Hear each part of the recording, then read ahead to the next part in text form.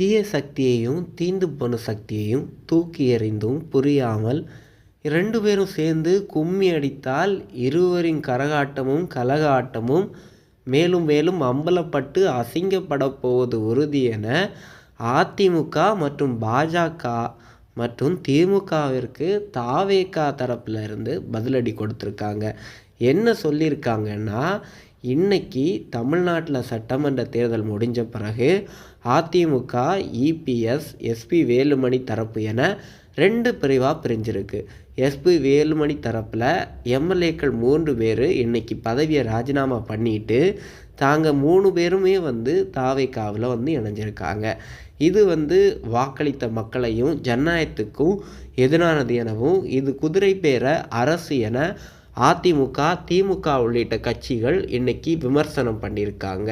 இந்த விமர்சனத்திற்கு தாவேகா தரப்புலேருந்து ஒரு பதிலடி கொடுத்துருக்காங்க. என்ன தெரியுமா?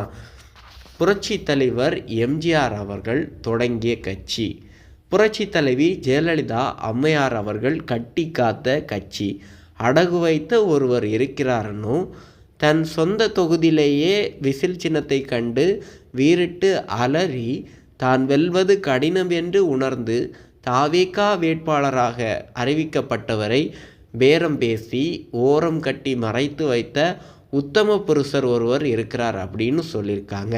அது மட்டும் இல்லைங்க, தீரம் மிக்க சக்தியாக இருந்ததை தன் சுயநலத்தால் அகம்பாவத்தால் தீர்ந்து போன சக்தியாக மாற்றிய எம்ஜிஆர் மற்றும்